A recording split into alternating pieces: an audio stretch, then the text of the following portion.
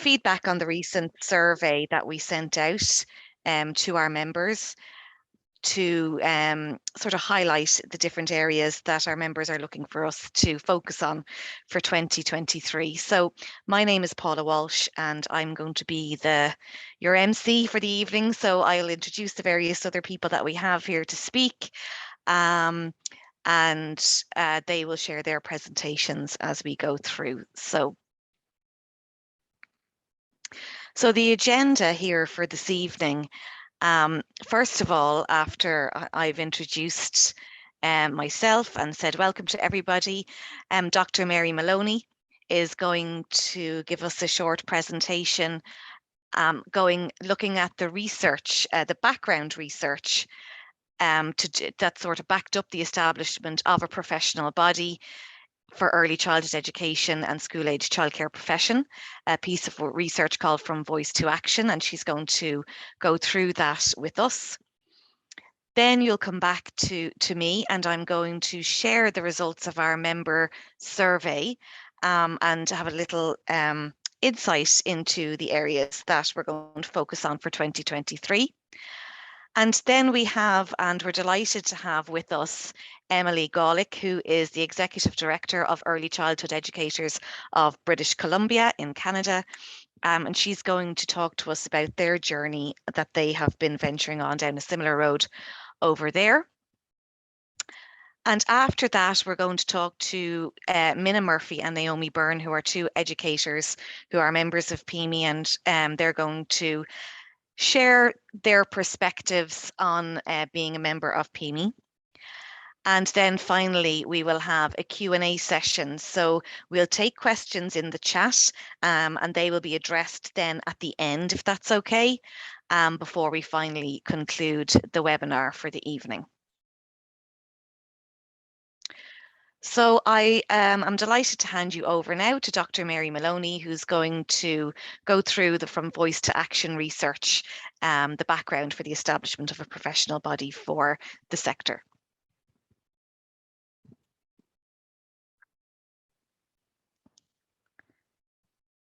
You should be able to share your screen then, Mary, whenever you're ready with your presentation. As usual, Paula, the best of plans go wrong. So hold on 1 second.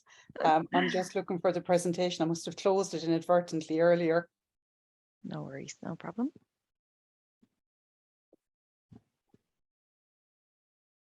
So we should have it now.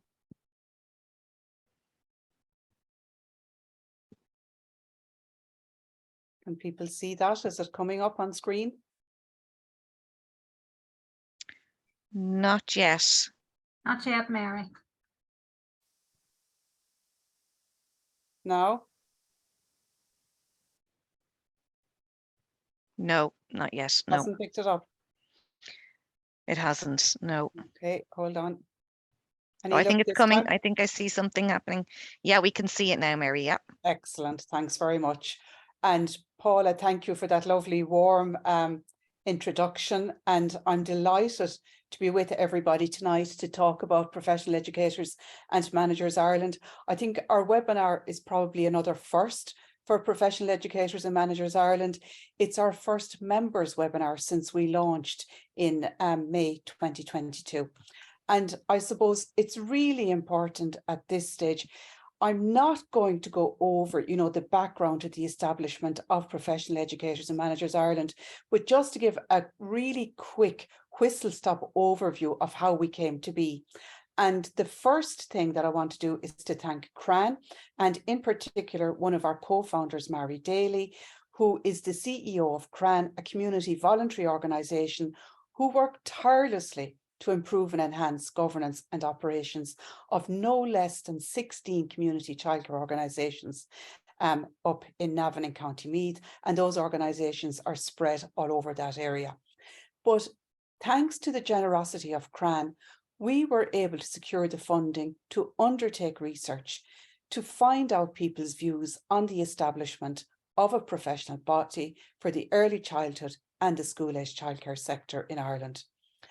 Mary continues to support us. She's a member of the national body, and CRAN also hosts our website, and they also provide administrative support. But back to how CRAN or how the Professional Educators and Managers Ireland came about. So back in December 2020, with that funding that we secured from CRAN, Mary Immaculate College, led by myself, there was a team of researchers who undertook, first of all, an online questionnaire with 1,141 early childhood educators and managers in Ireland. And what was interesting was that there was almost a 50-50 breakdown between those with different qualification levels who responded to that questionnaire. And what we were asking them was, how would they feel about the establishment of a professional body? Did they think it was necessary? What would they like that professional body to do? What did they see the benefits of that professional body? And then we asked them various things about membership fees and so on. We also, at that time, distributed an online questionnaire to final year early childhood care and education students. And I suppose it's important to say that at that time, we were in the middle of the COVID pandemic and a lockdown.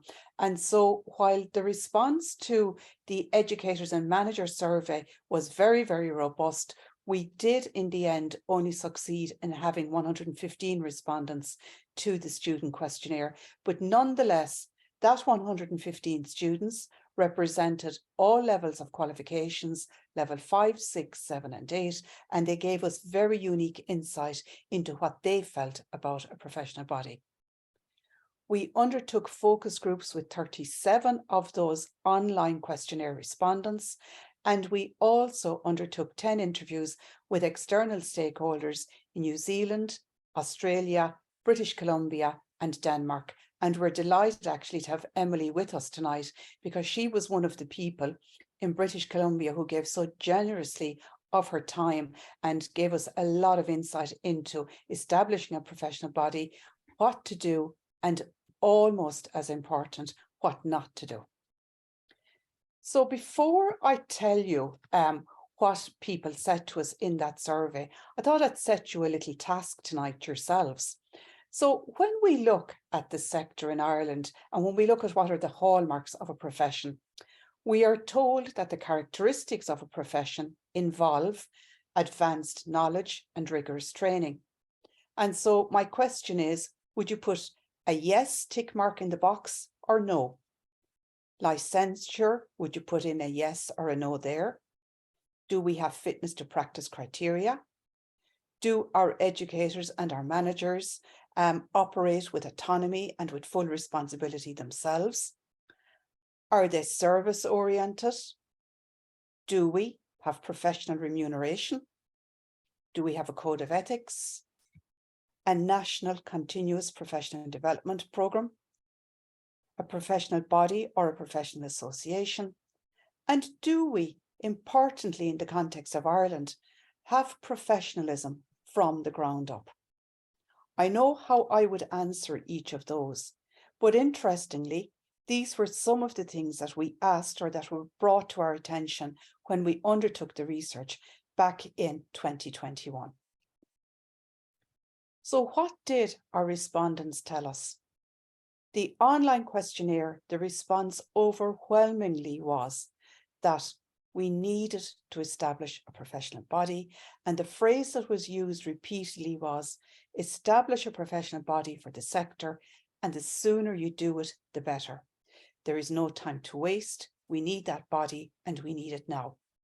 And as you can see here, 99.3% of the educators and managers who responded to the online questionnaire overwhelmingly said yes to the establishment of a professional body, and 99.1% of our final year early childhood students similarly said yes, we want to see the establishment of a professional body.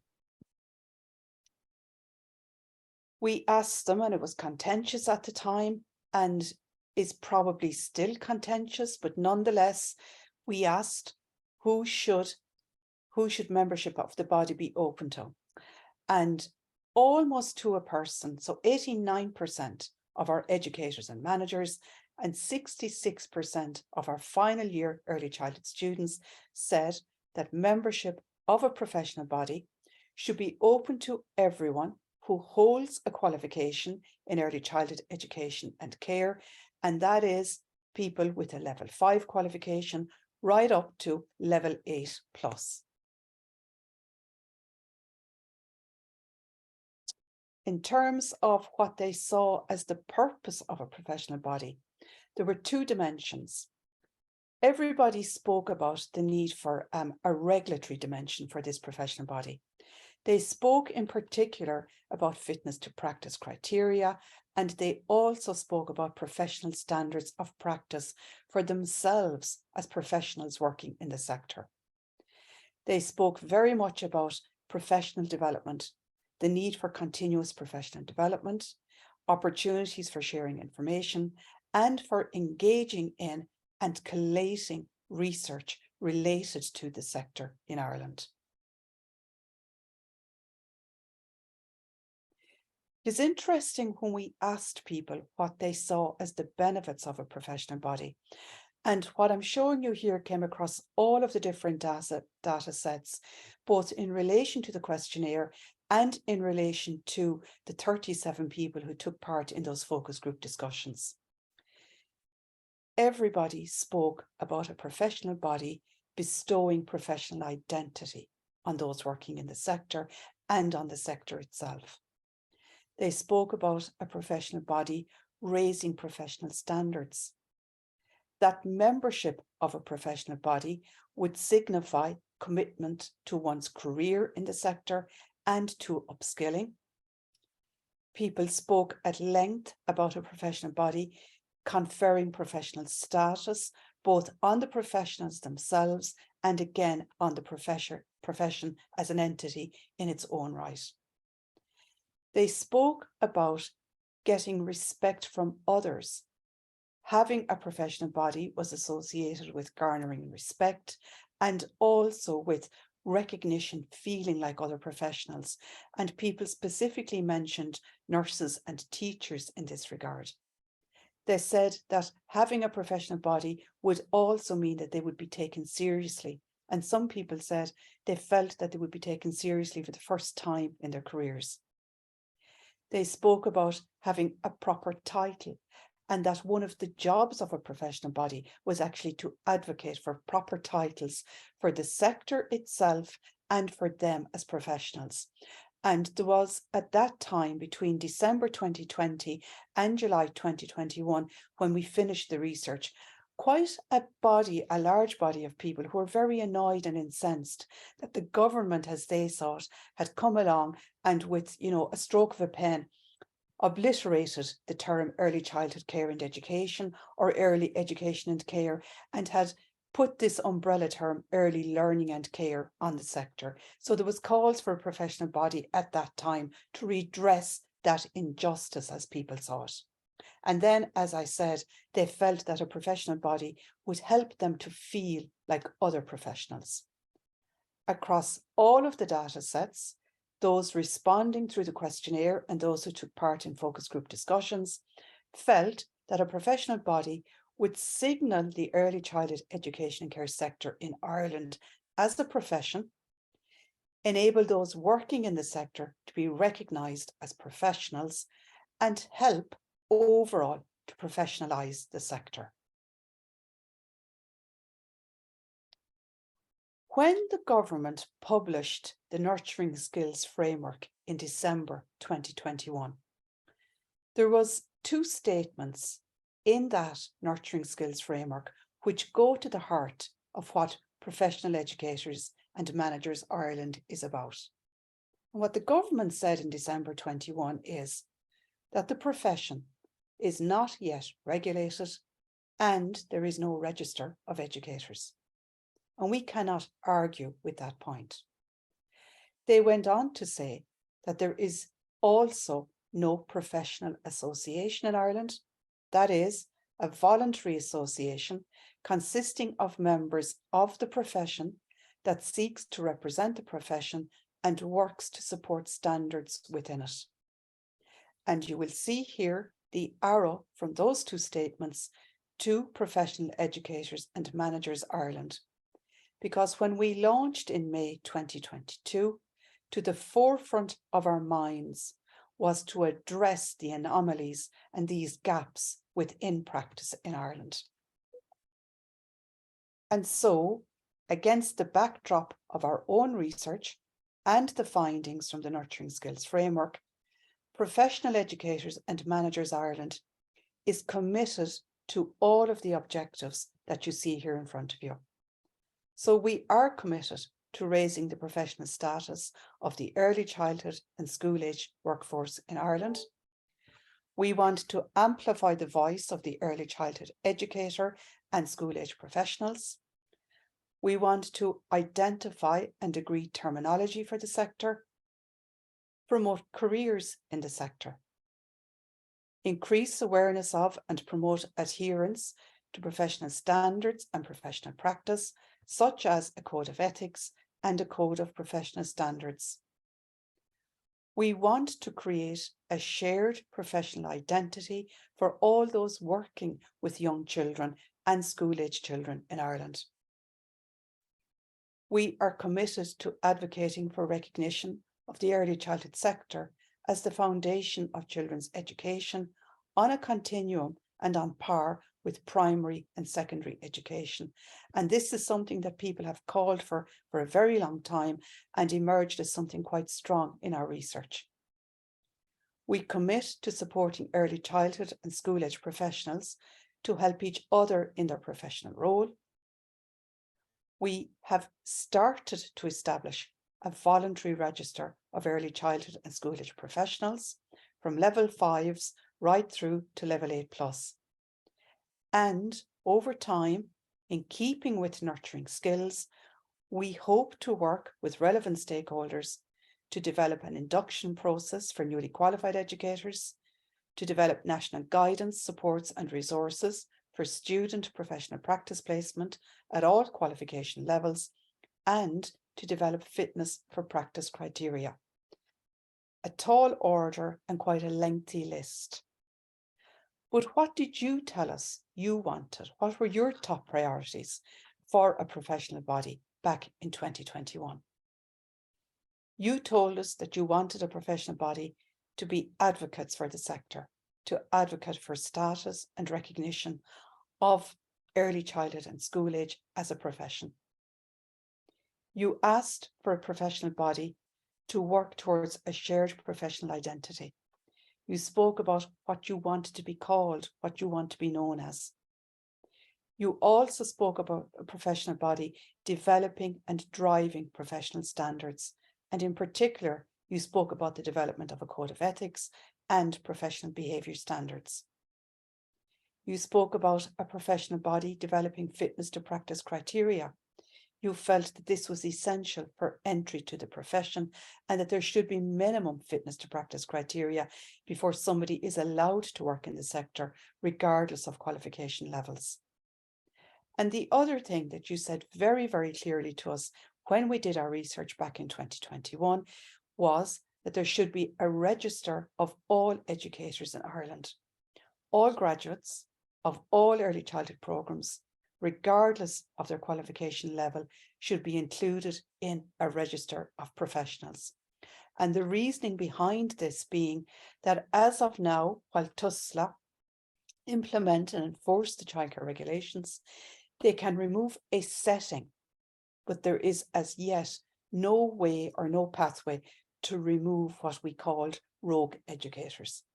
So with all of this in mind, and the fact that the body has now been established, and the fact that the Nurturing Skills Framework has been published, with considerable overlap between what we want to achieve ourselves as a professional body and what Nurturing Skills and the government say they want to do to professionalise the sector, we thought it would be really, really beneficial to go back now to you, our members, and ask you, do you feel the same now in terms of these priority areas as you did back in 2021?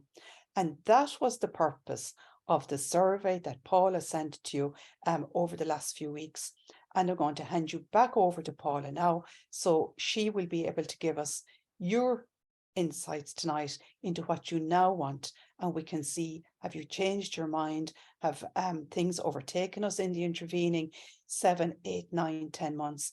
And what are the things that you would like a professional body, your professional body, to do for you now at this juncture? Thank you very much.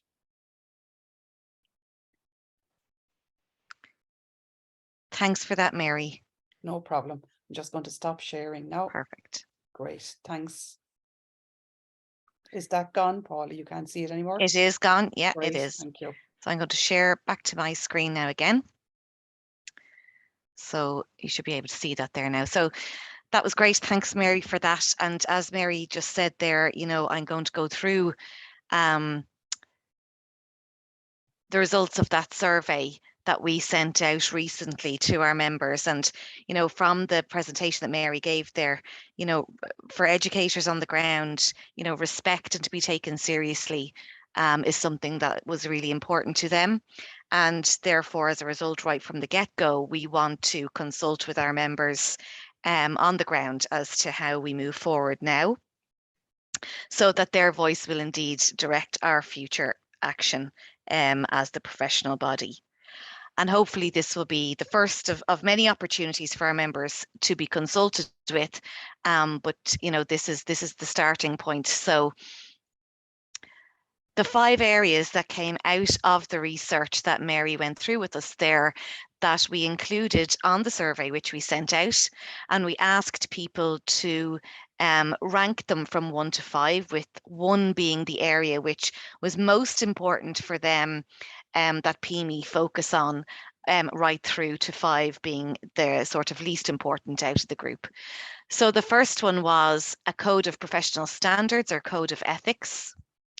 Then there was the naming of the sector and a shared professional identity, promoting the profession or advocacy, a register of educators, names and qualifications, and the 5th one was establishing fitness to practice criteria.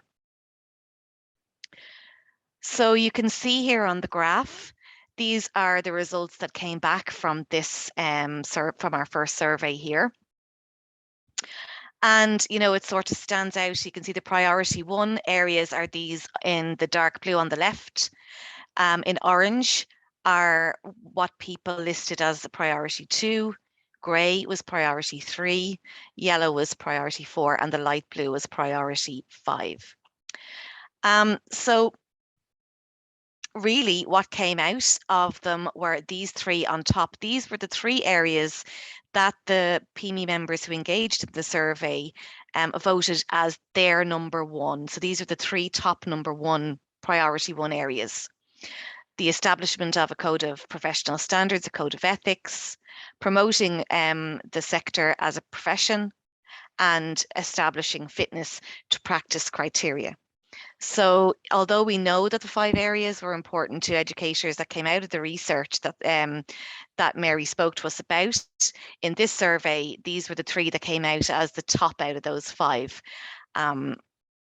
So we would be interested to know if you wanted to put a comment in the chat, or, you know, your reaction in the chat, and what you actually think of these results, if they are surprising, or, you know, if you have any kind of reaction that you'd like to share with the group. It would be really interesting for us to hear from you in relation to those 3 areas that for PEMI to focus on for 2023.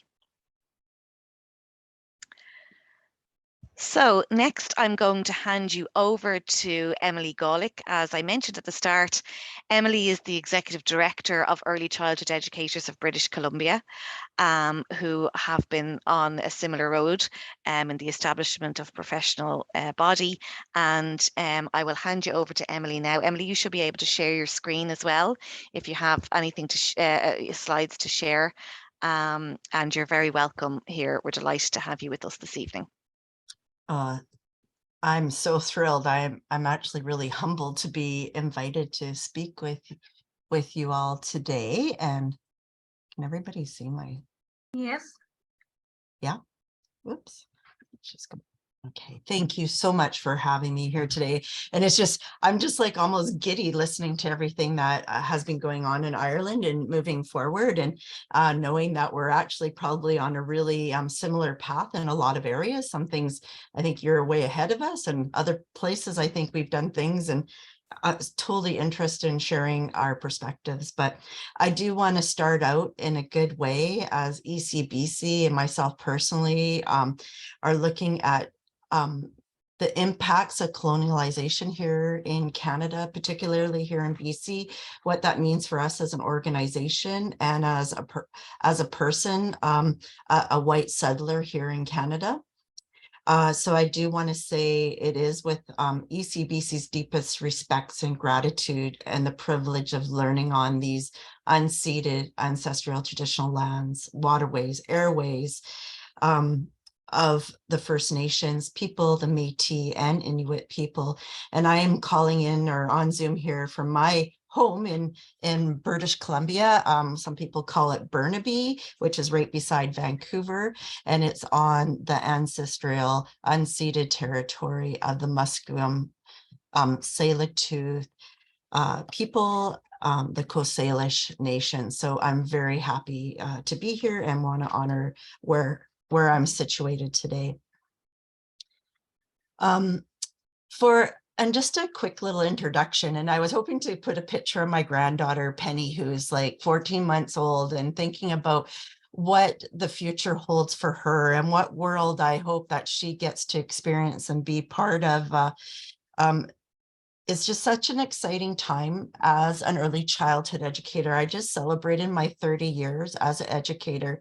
And here in British Columbia, we've had a longstanding ECE registry where you have to be certified and the government holds those numbers. So, but that wasn't always true. So ECEBC has come along a long way. We've been in existence or incorporated, what you'd say here, for 53 years now. And so these journeys that we have been on have been long journeys, and we still have a lot of work to do. But what is really exciting is seeing the vision from our founders from, 50, 60 years ago, talk about the passion that they had to be seen as a professional, to be recognized as a professional organization within this province particularly, and then expanding out throughout Canada. But how important that was for them, and how it actually brought a lot of energy and also tension. And I think that's something that we could probably all agree on, that we live in this tension. And really strong early childhood educators, I think, accept that tension and they want to work with it. And how do we make these new worlds for the young people that we are working with? So at the beginning of our journey with ECEBC, we were actually called, as you're looking at identifying what you want to be called, we were called the Preschool Teachers Association until about the mid-80s, when we moved to the Early Childhood Educators of BC. So so there's always been this constant shift. And I think as early childhood educators, we can appreciate that we are in a profession that allows us to move as we understand more research, as we understand pedagogy, as we start to understand the deeper and deeper understanding of the work that we engage in. So ECEBC has been a key leader and partner in the creation of a new system here in BC. So what would a new system look like in childcare, and how do we bring forward the work that we do, the understanding that we know, in a community or in a world that might not necessarily understand the intensity, the tensions, the complex nature of the work that we actually do. As the professional organization in British Columbia, we hold the code of ethics, and I'll go into that a little bit more. And really the professional organization, we are the voice for early childhood educators across this province. And we're being seen, as I'll explain in a little bit, a lot of our really big moments over the last few years, probably the last 10 years. We are also the original creator and partner on the 10-a-day plan, which I will put in, later on, I'll put some of the links into this. So this plan was priced. It's actually a slang word for an integrated system of early care and learning in British Columbia. So we offer government, instead of reacting to government's ideas, we had a forward movement that we wanted to influence change rather than having to react to change. So we do currently host multiple funding initiatives to support the profession, both federal, provincial. We get money from the government. We also get money from foundations and trusts to look at what do early childhood educators, how do we elevate, how do we build the leadership of our professions out in the communities that they live in. So this work has really lended to us to really think deeper and to move forward. And as an organization, as you can see, some of the words that people have talked about, how do we engage with our early learning framework? We feel pride within our organization. How do you find pride within your profession as well? When often our narratives might be seen a little bit different in the outside world, or how we perceive people are seeing us. So the Code of Ethics in BC is an official standard of conduct for a professional group. And these were developed, I think it's about 30 years now. I'm thinking we've been working on the revamp of them. So we updated them and move forward. So we recognize that this is a collective belief that exists within a broad collective value. So when you're talking about what do we want to bring together, what do we think, what are our values and beliefs that we can all agree upon? And so the code frames positive expectations and provides aspirational goals. And I want to really focus on that it is aspirational. It is a living framework. So I think we have moved from 30 years ago to have this set of principles that you'll be able to find online to how do we look at living our code of ethics through every moment of our practice, throughout the full day, not only when an ethical dilemma might come up with working with government or working with families or coworkers, but it's a living framework that improves with use and experience in practice. It unites us in practice. And ethical practice is essential to the quality of early learning. And so we feel that this is probably one of the most key documents that we have done. So we did do an update in the last few years. So we've updated to ensure that our language was more current and reflective of what we know and understand.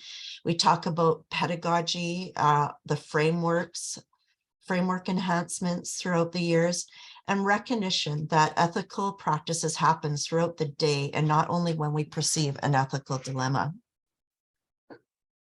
So these are just a few of the influences on the code because this is really important for us. You can see them here, but we look at, the United Nations, non-discrimination, best interests of the child, Article 6, right of life, survival and development, a right to a voice, viewpoints and opinions. We have UNDRIP, the United Declarations of the Rights of Indigenous People, that recognizes those inherent rights of Indigenous families and communities for their upbringing, education, and well-being for their children. So that really goes really deep in how we move forward as an organization around our work when we actually don't have authority over that work. And how do we support our Indigenous peoples of this province to do the work? And so ECEBC is an organization, has committed to learn and to do better throughout all of our work and our programs. So this is continual work and it never stops, which I think is particularly important. So early childhood educators in BC are committed, and I think this would be true across the world, is to practices that are rooted in current research, education, and our frameworks, a collective ethical commitments and obligations, and we've really been working on our obligations. And then that shared core values, like how do we come to the table as a community, as cared, as you know, how do we, even though we might be living in different areas and have different values and beliefs, but there are those set of principles that do help us align our work together. And we do really walk alongside of us, of each other. And I don't know what it's like in Ireland, but here we are still based on a market-based system that families are able, it's up to the families to pay for the majority until most recently of the childcare fees, and how that has changed the relationship that educator has with those families, and how and it has actually pitted program against program, educator against educator, and we're looking at how do we walk alongside this work together. So just a few of the things that ECEBC, because we have been doing a lot of advocacy since day one to today, but in recent years, we have been very, very fortunate with our advocacy and our commitment to think bigger and broader and look at the big picture. Both our provincial and federal government has made big moves forward in building a childcare system, and in British Columbia and across Canada. So with that came a lot of money. Like we're talking about billions of dollars being invested. And with that work, ECEBC has then been engaged at a level that we've never ever been. That has never happened before in our history. So we're looking at how does ECEBC's voice need to come to the table to talk about the work that we're doing. So two of those, or a few of the most important things over the last few years I think that have really pushed is our work on these two pieces. One is the role of early childhood educators in British Columbia. It's a visionary paper that allows us to change the narrative that we're only a service provider, we're only a service for families, that it goes down to the core of what we can vision for early childhood educators in the future, what government should be seeing us as educators, and how we move forward.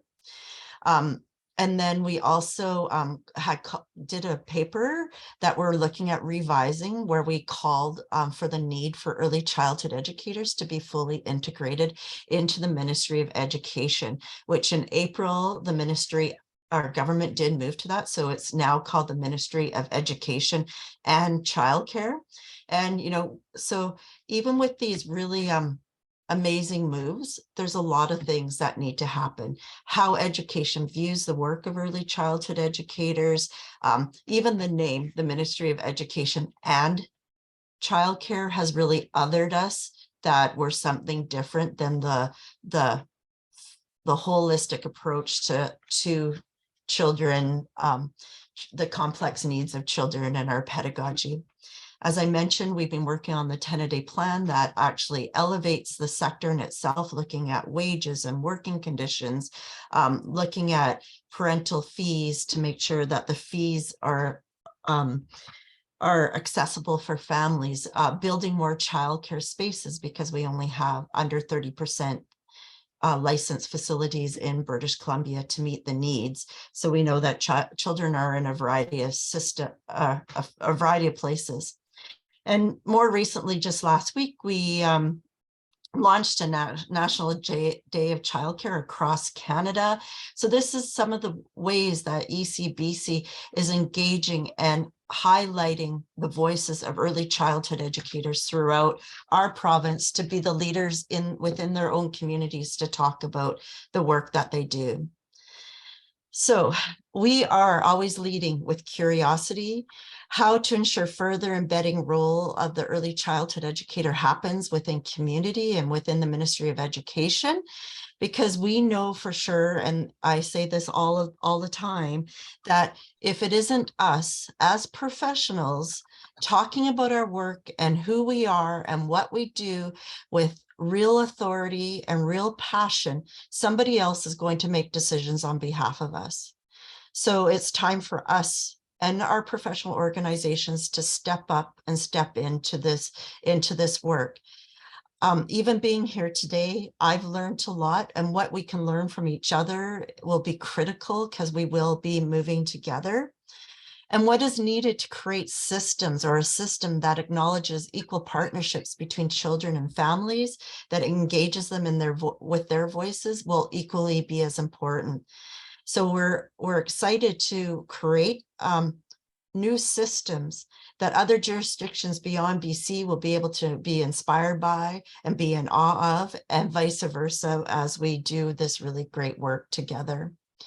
So our journey together as an organization, we talk about that professionalism, about our and what that would be rooted in.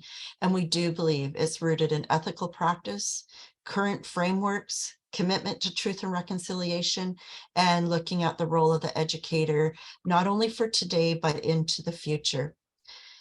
And I want to leave here today, and I'm really excited to be part of this panel and to hear more and more. And if anybody has any questions, I know this is a fast overview. Our tagline is standing strong together. And what you do in Ireland has an effect of what happens here in Canada, as it has an effect in each community. And we are stronger when we stand together. So thank you so much for having me here today. And I look forward for continuing conversations. Thank you so much for that, Emily. That was really insightful, and it's great to hear from what's happening across in where you are in British Columbia, as we sort of set out on our journey here with our professional body. So I'm going to just share again here. One moment now. And if anybody has any questions for Emily, perhaps you could put them in the chat and we'll address them all at the end in the question and answer session. Is that okay? Great. Okay, so now what we're going to do is we're going to have Minna Murphy and Naomi Byrne speak with us a bit about their perspectives as educators on the ground in relation to their membership of PEMI. So Minna, would you like to go first? Hi, Paula. Yes, thanks. I can go ahead first. Did you want to share your screen, or are you just going to speak? No, we can leave that on. I'll leave this here for now. Okay. I'm not sure. Can everybody see me or hear me? Yeah, we can see you and hear you. Yeah. Oh, perfect. Great. Thanks, Minna. So my name is Minna Murphy, and I am sessional preschool owner and manager. I have here at rural Ireland, in our dairy farm, I have a sessional preschool. I'm originally from Finland, where I have worked several years. I also worked a little while in UK. So I never actually worked in Ireland in any service, just my own one. But I can say that globally, the issues that we are talking here today are the same everywhere.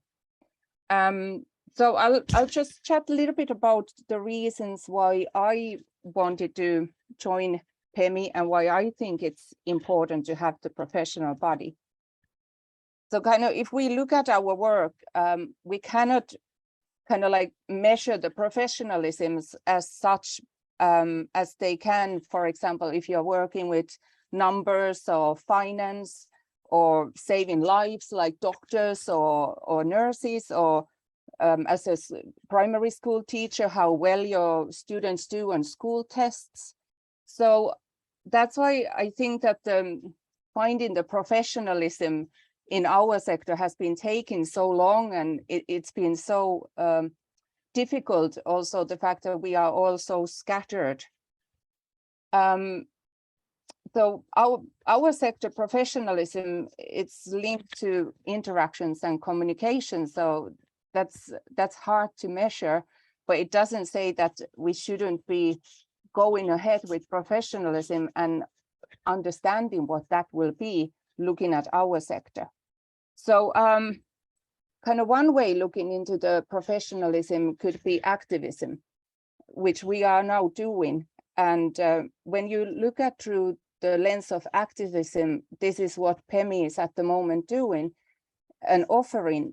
It's moving away from kind of the top to bottom system, which we are so much used to, and then starting to build it from the bottom to the top, so that our voices are heard, and the reasons why we want to have this quality service and the ethics and everything is coming from the root level.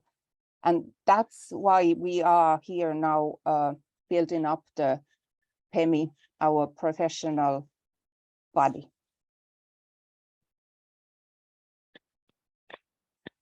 Thanks. Great, Minna. That was great. Thank you so much for sharing that. Naomi Byrne, we'll hand over to you now. Hi, good afternoon, everyone. So just a brief introduction. My name is Naomi Byrne. I am a manager in an early years service in Meath, a member of the Cron Support Group, and I'm a member of the PEMI board as a worker representative. So I'm 24 years working in childcare, 18 of those with Mary Daly in the Cron Group. And a little bit about how I managed to join the PEMI group was, had a very bad day in work one day where a parent made a very flippant comment as to how hard can it be to be a childminder. Now, as an early years educator, this obviously got me a little upset, and I went on to Mary rambling, questioning where my position was and asking her, is this how parents view our job, and is this where society sees us as professionals? I mean, really, we didn't even have a common title to call ourselves. How would anybody value our role? So this led me to this wonderful group of professionals who shared the same passion and the drive to promote our sector. Like-minded people who knew how to get things done and where to go to fight for us, both locally and nationally, to ensure we are valued and respected and recognised for our important role that we play in the child's first years. I suppose for me, it's a really a big thing where early years theorists, early years modules delivered in colleges, and even our national policies and frameworks insist that the first 1,000 days of a child's life are the most important.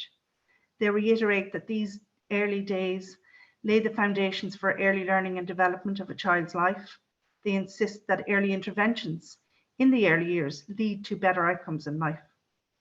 Then I thought, what a responsibility for us to have. What a valuable role for us to play in society. Yet people don't recognise our profession. They don't see how important it is for us to have a title, a professional wage, or even to give us the recognition that we deserve. So as a devoted childcare educator working on the ground with the children, I believe that PEMI will provide my colleagues and I the support we need to progress as professionals. But while having made great strides in promoting our sector, and before the COVID-19 pandemic hit, we had our monumental day of recognition. This was only the start of our promotion on the professionalisation of our sector. As a nation, we quickly realised the vital role that our early childhood educators played in the running of this economy. While we welcome the ERO, the wage subsidy, but the icing on the cake is definitely the professionalisation in this body. We shouldn't leave it to others or the government to make decisions for our sector. We should do this for ourselves. And by becoming members of this recognised professional body, by building momentum and putting ourselves out there, I believe that PEMI is the start of something big. I believe this is a step in the right direction to have us gain our own independent identity, not as teachers, not as childminders, but as early years professionals. PEMI is of the sector and for the sector.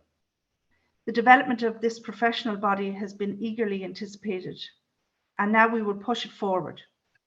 It's PEMI's vision to promote the ethical standards, the outstanding quality and the value of our childcare professionals, and we will reach greater heights with the promotion of this body, where the voice of professionals working on the ground is heard, valued and recognised.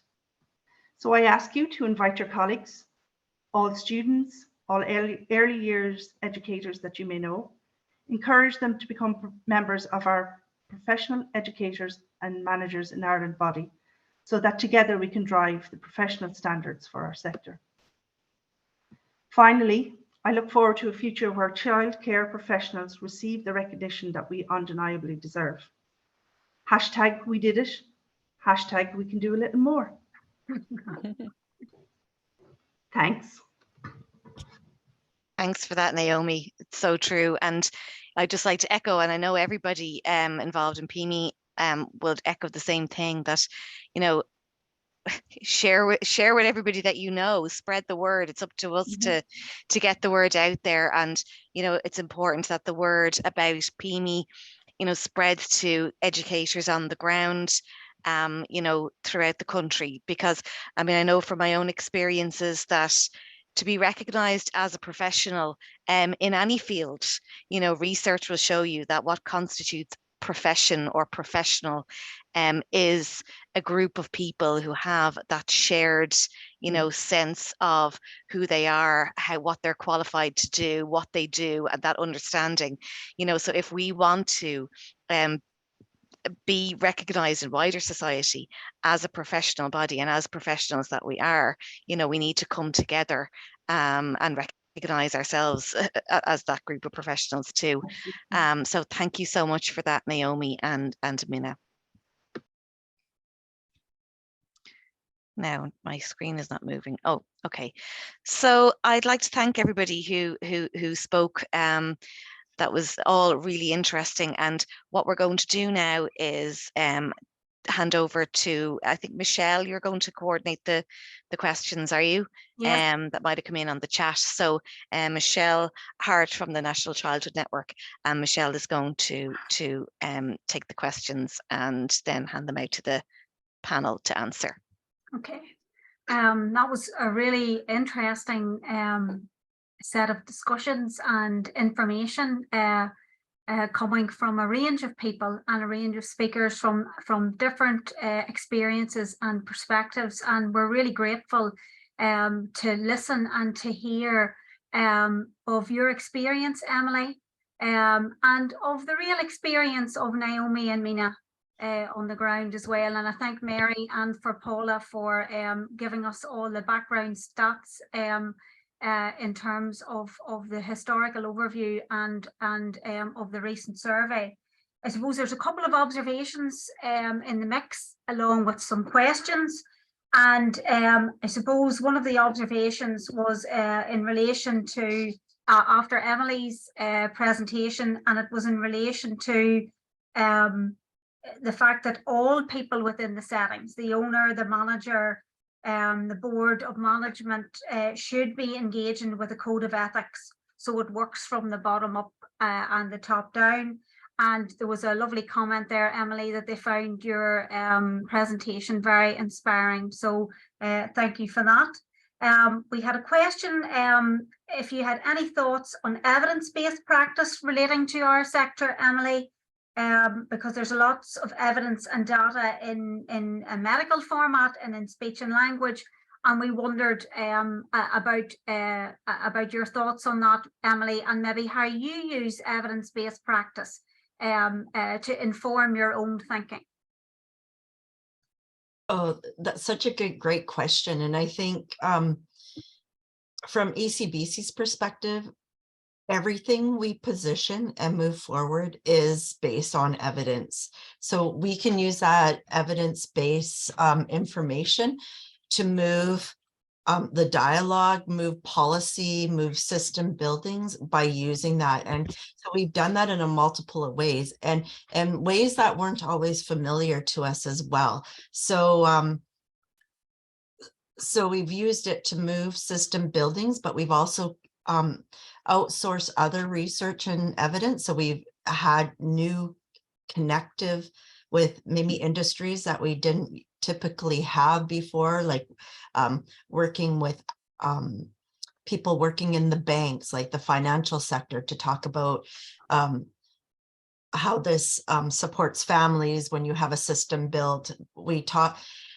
and I say that really cautiously as well, because it was important for us to do that, to get buy-in from different aspects of society. And at the same time, I always am very cautious that you don't want to just focus on that this is a service, that we're just supporting families and but what the work that we do is really complex and in depth, and us as a professional body constantly have to bring that language forward. But we have always used research and evidence to make our cases for that. And so we've really seen it help us move the dialogue forward, and even move the dialogue about how families even view us in British Columbia. And I'm not saying we don't have the same situation where, you know, parents think that maybe we're, you know, how hard it could be, right? how hard could this work be? But what we're seeing now with some of our research and evaluation of the work, that families now are actually really starting to recognize us and value the work that we're doing as educators, as the same as the teachers. So if they have 2 children, they view this work, but there was still a disconnect around the pay and the education needed to do this work. So we know that we have a lot of work to do. Thank you, Emily. That's actually very interesting, because I suppose if you think about it, the actual formation of PEMI itself is actually helping to change the narrative in Ireland. You know, by all the work that Mary has carried out, and Paula and the rest of the organisation, they have started that journey in terms of changing the narrative around that idea of professional identity. A couple of other questions, Emily, and it is actually around professional identity. And some of our people on the webinar were saying that they think we need ways in which we can support educators, regardless of their level of qualification, to see themselves as a professional, and that is a barrier to moving forward. That not everyone sees themselves in that way. And would you say, in your own experience, the professional body has supported that, given your journey? Well, definitely at a personal level, for sure, but we've seen this across the board. And you're talking about this professional identity, and I love those words, and changing the narrative. And I think for a long time, we've focused on changing the narrative of other people, when we have to start thinking about changing the narrative of ourselves. And so when we say, oh, this parent thinks I'm a babysitter, or I'm this, or I'm that, and so I'm challenging educators out everywhere to stop that narrative and start saying, I am, what are you, instead of what you're not. And I think our language is going to be particularly important. And I have had huge support from this professional organization and from educators out there. We've led with the leadership initiative that really builds on the leadership that educators already possess, so that they could talk about our work in a really concise and passionate way. No matter where you're at, if you're working directly with children, you do this on a day-to-day basis. And how can you take those skills out into community to talk about the work that you're doing? So I feel really empowered by my professional organization. And that's the only reason why I'm here in this position, actually. Like, it was because of that support I got from them, thinking, I want to do more, and I want to be more, and I want to think differently about who I am as a professional. Well, Emily, that probably leads into the next question. And we've got a question in, if you had any advice, if you could go back to the beginning of your own organisation, what advice have you got for us? one of the I saw that question, so I'm trying to think, oh my goodness, because I wasn't there, but I've had the opportunity to speak with many of the founding members of this organization, you know, and they're still so passionate. So they said when they came together, there was a real piece of tension for them. So some people wanted to have a coffee group and talk about their daily work, and some people wanted to go out and talk about us as a profession, like being way more active in that advocacy role. And I think one of the things that we have to be really mindful is that we need both as a profession, the opportunity to talk about what this means or this situation, or how do we work together, because often once we're in our four walls of our work, we often are isolated. So I think making sure that we keep both things on track. And what I would say now at 53 years later is documenting your journey. Because now, like this weekend, I was with my board of directors and we're doing some strategic direction, and we're talking about the history and all these things that have happened.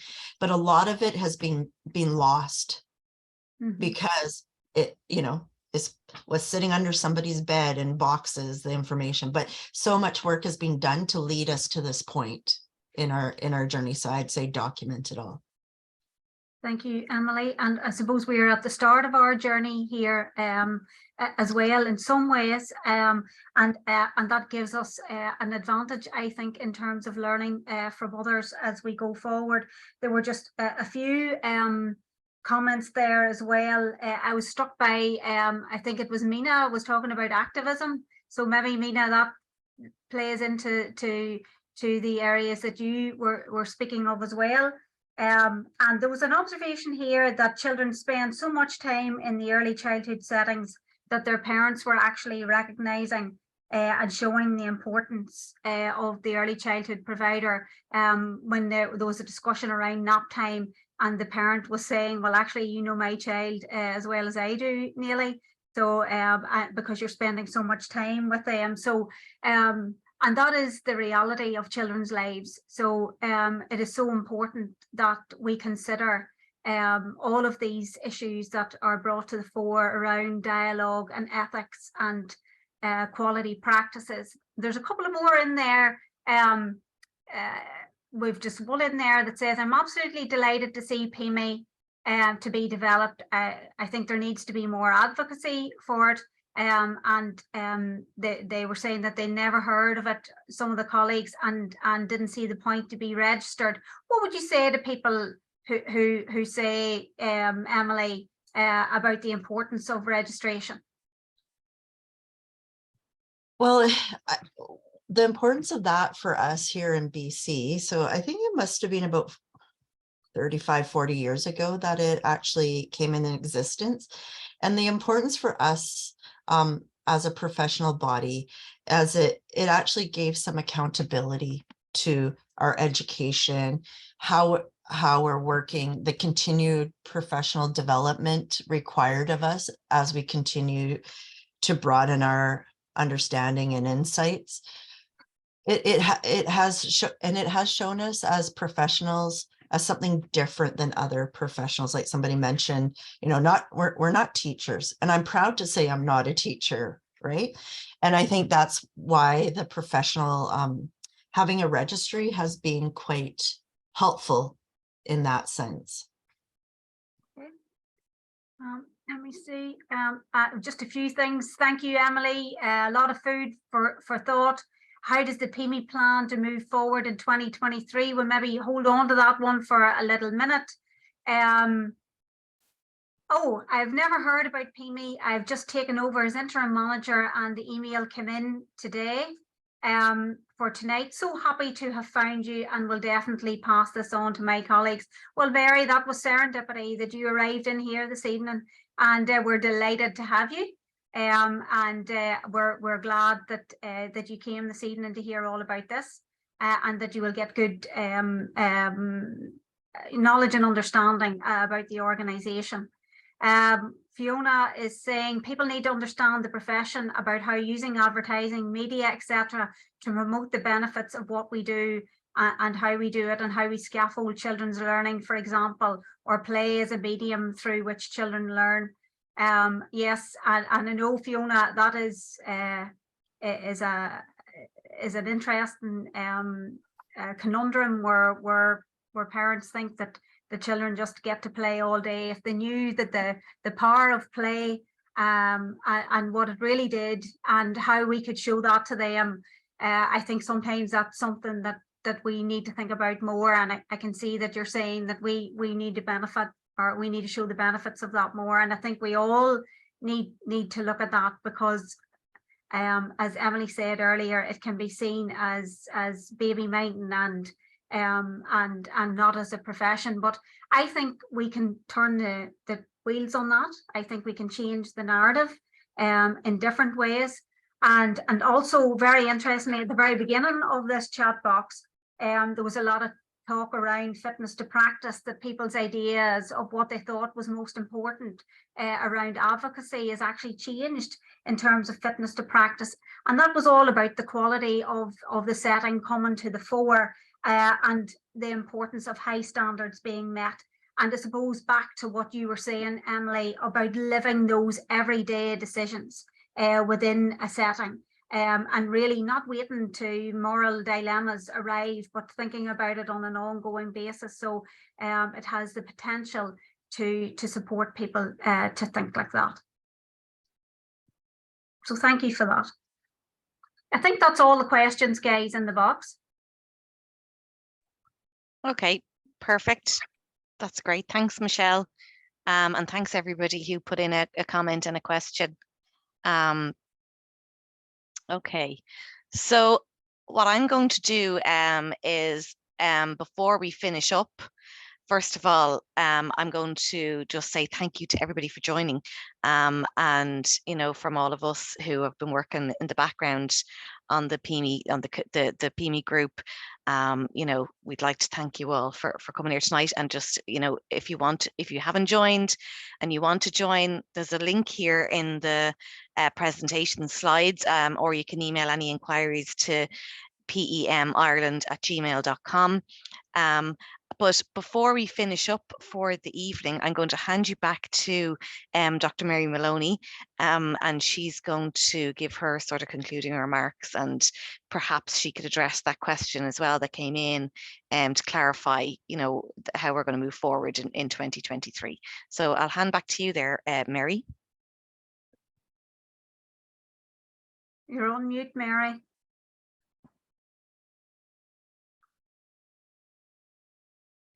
Thanks, Michelle. The rookie mistakes keep happening. Emily, just to thank you again most sincerely for taking time out of your very busy schedule to be with us tonight. I think I saw you on Global News during the week doing your work. Well done.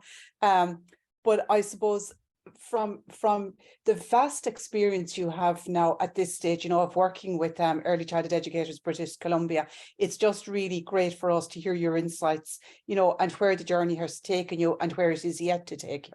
You've raised important questions for me. We talk about changing the narrative, but I suppose I'm leaving tonight asking myself, what narrative? Okay, because when I think about professional identity, professionalism, raising the status, I'm left with this fundamental question: whose responsibility is it? And while you talk about standing together, I'm thinking tonight we are stronger together. And for everybody that's here with us tonight and those who are not with us, and for everybody who says, I never heard of PEMI, I'm delighted you're in existence.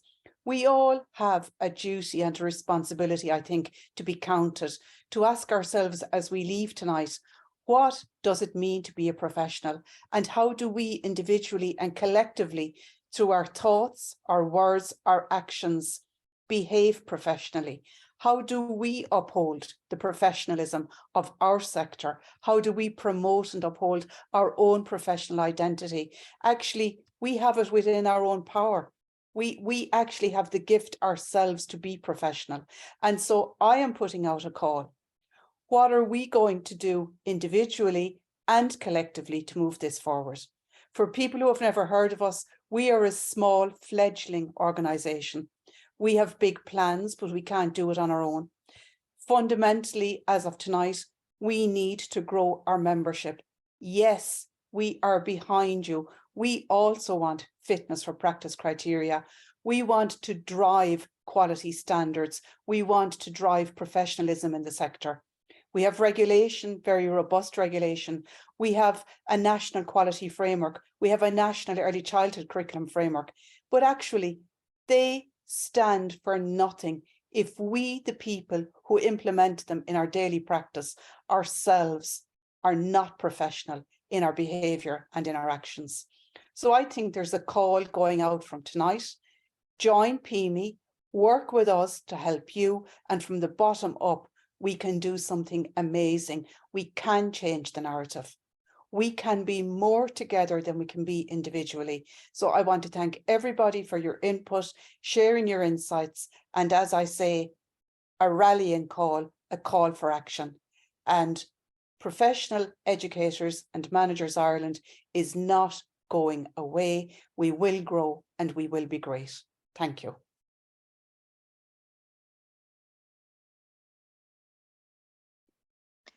Thanks for that, Mary. And I think that, unless I'm mistaken, I think that pretty much brings everything to a close for this evening. And thank you, everybody. Thanks, Emily, for coming on. And thank you to everybody else for participating and for joining us. I suppose we look forward to sharing with you in 2023 where we're going, what we're doing, and, you know, keep an eye out. Watch this space. Yeah. Thanks, everybody. Night, everyone. Thank you, Paula.